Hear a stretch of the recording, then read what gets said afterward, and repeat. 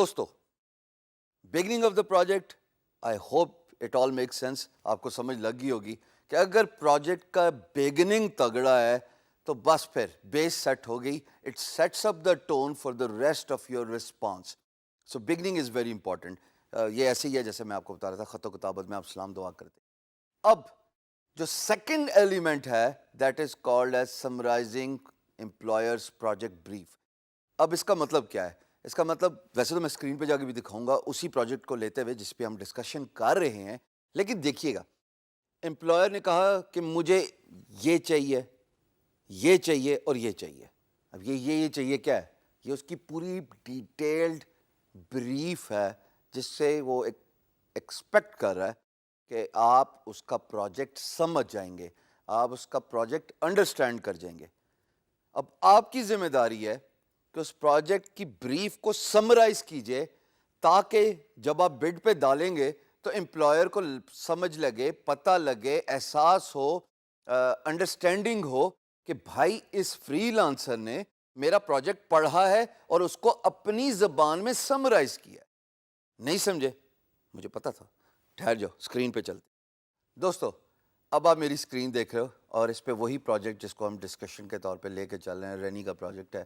اور یہاں پہ اب ہمیں یہ سمجھنا ہے کہ پروجیکٹ بریف کیا ہے اور اس پروجیکٹ بریف کو میں سمرائز کیسے کر سکتا ہوں اپنے الفاظ میں، تاکہ امپلائر کو یہ بھی سمجھ لگ جائے کہ ہاں مجھے اس کا پروجیکٹ سمجھ لگ گیا، مجھے انڈرسٹینڈنگ ہوگی what is the requirement and now I need to rephrase the project in my own words.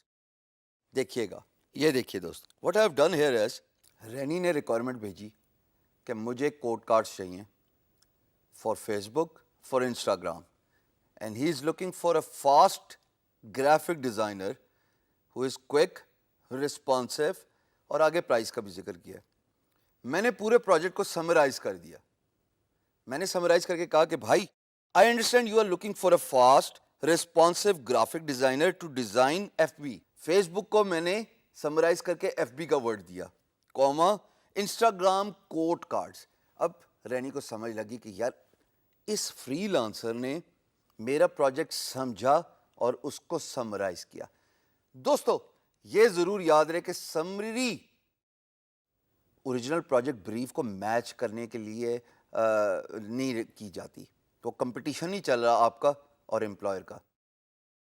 As a matter of fact summary کا ورڈ ہی یہ ڈپکٹ کرتا ہے کہ جو اوریجنل پروجیکٹ بریف ہے اس کو آپ اپنے الفاظ میں اسٹیٹ کر رہے ہیں. یہاں پہ آپ دیکھ سکتے ہو میں نے رینی کے الفاظ یوز نہیں کیے except the requirement which is code cards.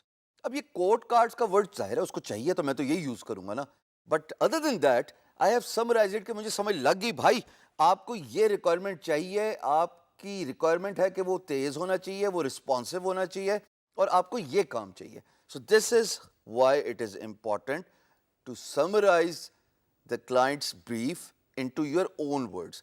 یاد رہے summarizing employer's project does not mean copying paste the original brief. اس کا مطلب ہے کہ امپلائر فوراً سمجھ جائے گا کہ آپ نے جان چھڑائی ہے، آپ نے کام چوری کی ہے، اور آپ اپنے الفاظ میں اگر بات نہیں لکھ سکتے کہ اس کی ریکوائرمنٹ کیا ہے تو آپ آگے کیا کام کریں گے. So it has to be in your own words and it has to be short.